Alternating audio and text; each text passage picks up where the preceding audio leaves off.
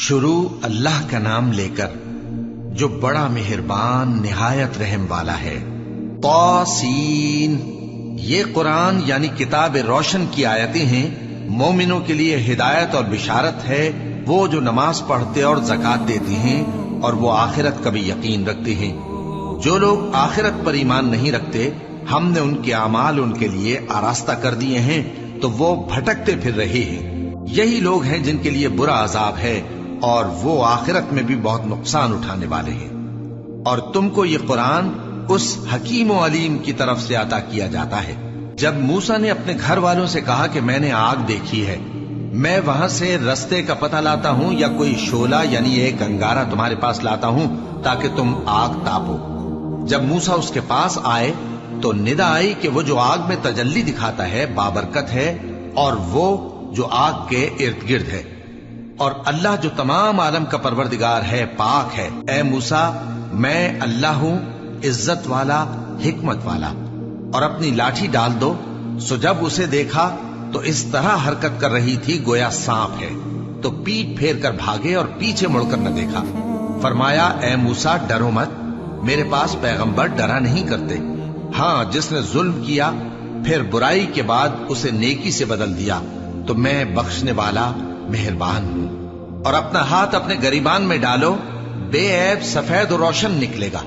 ان 2 معجزوں کے ساتھ جو 9 معجزوں میں داخل ہیں فرعون اور اس کی قوم کے پاس جاؤ کہ وہ بدکردار لوگ ہیں۔ پھر جب ان کے پاس ہماری روشن نشانیاں پہنچی تو کہنے لگے یہ کھلا جادو ہے، اور بے انصافی اور غرور سے ان کو ماننے سے انکار کیا، جبکہ ان کے دل ان کو مان چکے تھے۔ سو دیکھ لو کہ فساد کرنے والوں کا انجام کیسا ہوا۔ اور ہم نے داؤد اور سلیمان کو علم بخشا، اور انہوں نے کہا کہ اللہ کا شکر ہے جس نے ہمیں اپنے بہت سے مومن بندوں پر فضیلت دی۔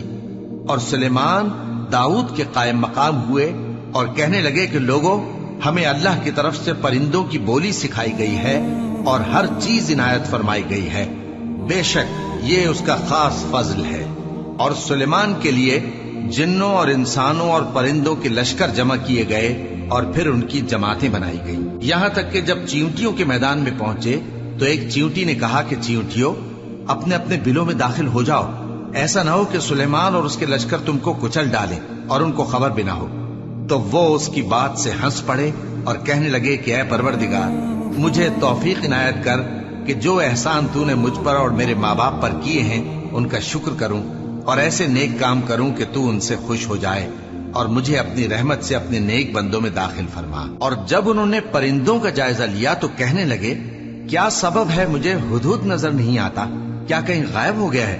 میں اسے سخت سزا دوں گا یا ذبح کر ڈالوں گا یا میرے سامنے اپنی بے قصوری کی واضح دلیل پیش کرے۔ ابھی تھوڑی دیر ہوئی تھی کہ ہدہد آ موجود ہوا اور کہنے لگا کہ مجھے ایک ایسی چیز معلوم ہوئی ہے جس کی آپ کو خبر نہیں، اور میں آپ کے پاس ملک سبا سے ایک یقینی خبر لے کر آیا ہوں۔ میں نے ایک عورت دیکھی کہ ان لوگوں پر حکومت کرتی ہے اور ہر چیز اسے میسر ہے، اور اس کا ایک شاندار تخت ہے۔ میں نے دیکھا کہ وہ اور اس کی قوم اللہ کو چھوڑ کر آفتاب کو سجدہ کرتے ہیں، اور شیطان نے ان کے اعمال انہیں آراستہ کر دکھائے ہیں اور ان کو رستے سے روک رکھا ہے، بس وہ رستے پر نہیں آتے، اور نہیں سمجھتے ہیں کہ اللہ کو جو آسمانوں اور زمین میں چھپی چیزوں کو ظاہر کر دیتا اور تمہارے پوشیدہ اور ظاہر اعمال کو جانتا ہے، کیوں سجدہ نہ کریں؟ اللہ کے سوا کوئی عبادت کے لائق نہیں، وہی عرش عظیم کا مالک ہے۔ سلیمان نے کہا اچھا، ہم دیکھیں گے تو نے سچ کہا ہے یا تو جھوٹا ہے۔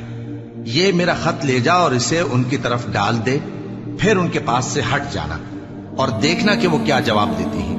ملکہ نے کہا کہ دربار والو، مجھ تک ایک نامہ گرامی پہنچایا گیا ہے، وہ سلیمان کی طرف سے ہے، اور مضمون یہ ہے کہ شروع اللہ کا نام لے کر جو بڑا مہربان نہایت رحم والا ہے، بعد اس کے یہ کہ مجھ سے سرکشی نہ کرو اور مطیع و فرما بردار ہو کر میرے پاس چلے آؤ۔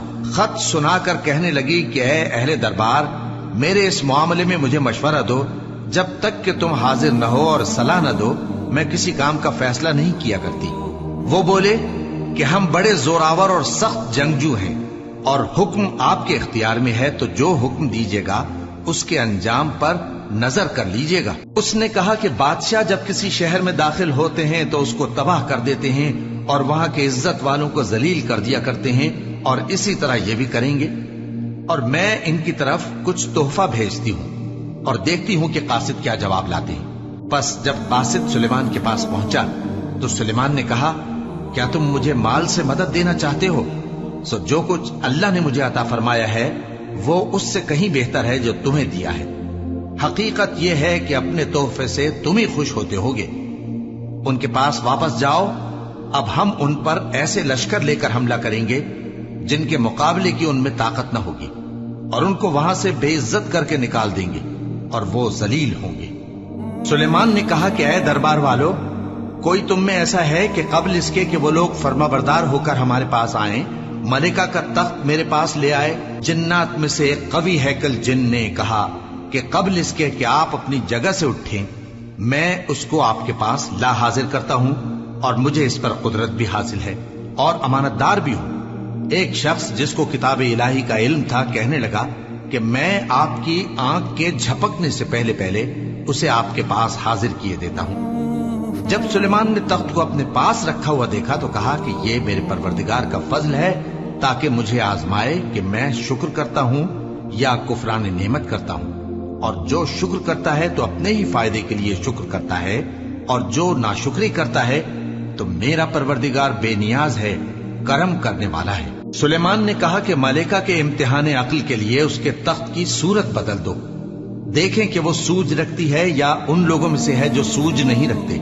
फिर जब वो आ पहुंची तो पूछा गया कि क्या आपका तख्त भी इसी तरह का है?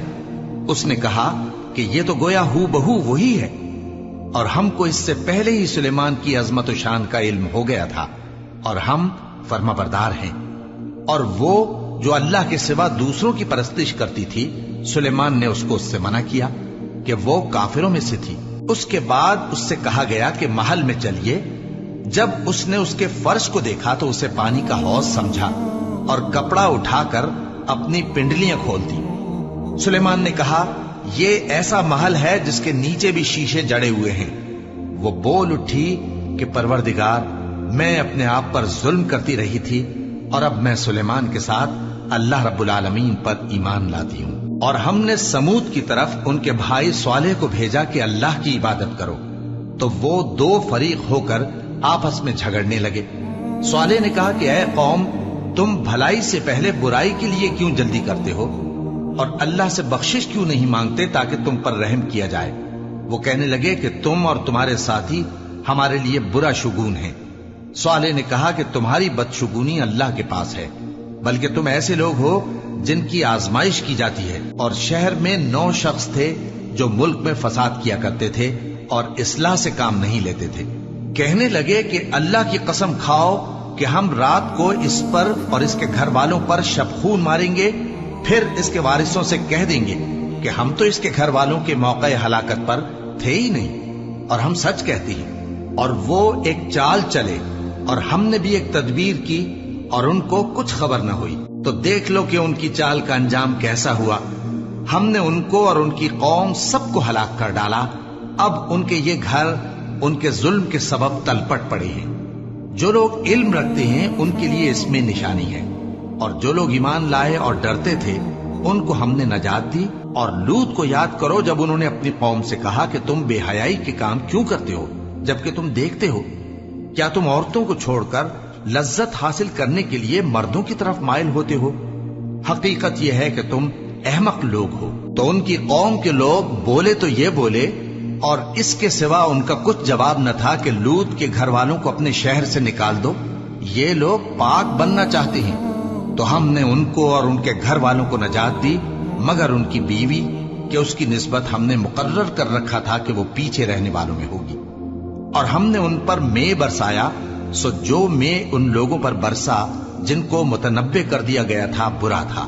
कह दो कि सब तारीफ अल्लाह ही के लिए है, और उसके उन बंदों पर सलाम है जिसको उसने मुंतखब फरमाया। भला अल्लाह बेहतर है या वो जिनको ये उसका शरीक बनाते हैं? भला किसने आसमानों और जमीन को पैदा किया, और किसने तुम्हारे लिए आसमान से पानी बरसाया? फिर हमने उससे सरसब्ज बाग उगाए تمہارا کام تو نہ تھا کہ تم ان کے درختوں کو اگاتے، تو کیا اللہ کے ساتھ کوئی اور بھی معبود ہے؟ ہرگز نہیں، بلکہ یہ لوگ رستے سے الگ ہو رہے ہیں۔ بھلا کس نے زمین کو قرارگاہ بنایا اور اس کے بیچ نہریں بنائیں اور اس کے لیے پہاڑ بنائے، اور کس نے دو دریاؤں کے بیچ اوٹ بنائی؟ یہ سب کچھ اللہ نے بنایا، تو کیا اللہ کے ساتھ کوئی اور معبود بھی ہے؟ ہرگز نہیں، بلکہ ان میں اکثر علم نہیں رکھتے۔ بھلا کون بے قرار کی التجا قبول کرتا ہے جب وہ اس سے دعا کرتا ہے، اور کون اس کی تکلیف کو دور کرتا ہے، اور کون تم کو زمین میں اگلوں کا جانشین بناتا ہے؟ یہ سب کچھ اللہ کرتا ہے، تو کیا اللہ کے ساتھ کوئی اور معبود بھی ہے؟ ہرگز نہیں، مگر تم بہت کم غور کرتے ہو۔ بھلا کون تم کو جنگل اور دریا کے اندھیروں میں رستہ بتاتا، اور کون ہواؤں کو اپنی رحمت کے آگے خوشخبری بنا کر بھیجتا ہے؟ یہ سب کچھ اللہ کرتا ہے، تو کیا اللہ کے ساتھ کوئی اور معبود بھی ہے؟ ہرگز نہیں۔ یہ لوگ جو شرک کرتے ہیں، اللہ کی شان اس سے بلند ہے۔ بھلا کون خلقت کو پہلی بار پیدا کرتا پھر اس کو دوبارہ پیدا کرے گا؟ اور کون تم کو آسمان اور زمین سے رزق دیتا ہے؟ یہ سب کچھ اللہ کرتا ہے، تو کیا اللہ کے ساتھ کوئی اور معبود بھی ہے؟ ہرگز نہیں۔ کہہ دو کہ مشرکو، اگر تم سچے ہو تو دلیل پیش کرو۔ کہہ دو کہ جو لوگ آسمانوں اور زمین میں ہیں اللہ کے سوا غیب کی باتیں نہیں جانتے، اور نہ یہ جانتے ہیں کہ کب زندہ کر کے اٹھائے جائیں گے، بلکہ آخرت کے بارے میں ان کا علم ختم ہو چکا ہے، بلکہ یہ اس کی طرف سے شک میں ہے، بلکہ یہ اس سے اندھے ہو رہے ہیں۔ اور جو لوگ کافر ہیں کہتے ہیں کہ جب ہم اور ہمارے باپ دادا مٹی ہو جائیں گے تو کیا ہم پھر قبروں سے نکالے جائیں گے؟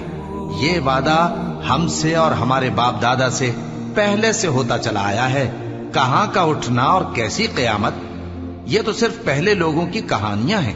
کہہ دو کہ ملک میں چلو پھرو، پھر دیکھو کہ گناہگاروں کا انجام کیا ہوا ہے، اور ان کے حال پر غم نہ کرنا، اور نہ ان چالوں سے جو یہ کر رہے ہیں تنگ دل ہونا۔ اور کہتے ہیں کہ اگر تم سچے ہو تو یہ وعدہ کب پورا ہوگا؟ کہہ دو کہ جس عذاب کے لیے تم جلدی کر رہے ہو شاید اس میں سے کچھ تمہارے نزدیک آ پہنچا ہو، اور تمہارا پروردگار تو لوگوں پر فضل کرنے والا ہے، لیکن ان میں سے اکثر شکر نہیں کرتے۔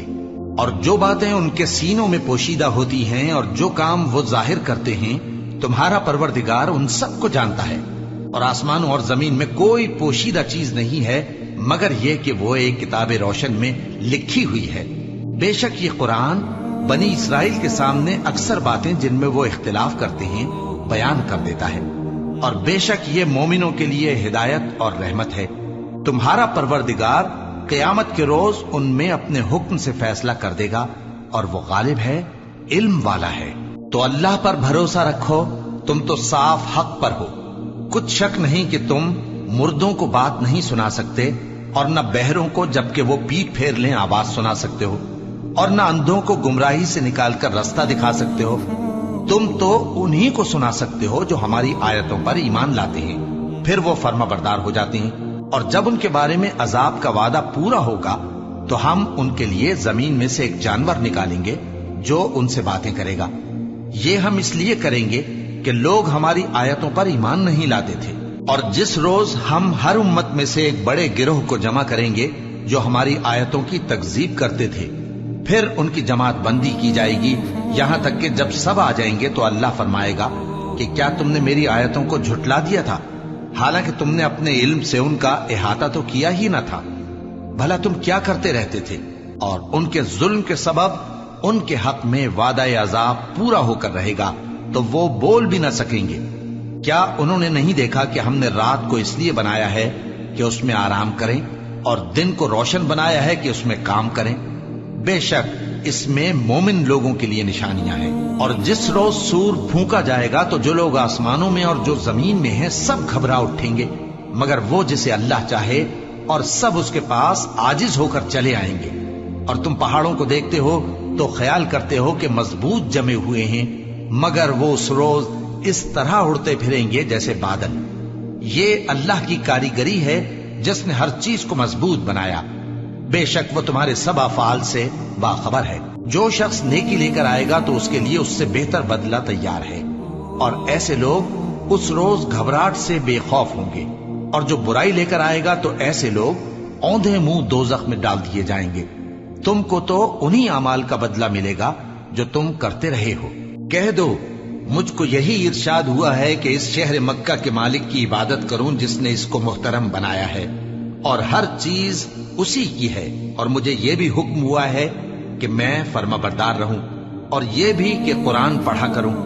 अब जो शख्स राह रास्त इख्तियार करता है तो अपने ही फायदे के लिए इख्तियार करता है, और जो गुमराह रहता है तो कह दो कि मैं तो सिर्फ खबरदार करने वाला हूं।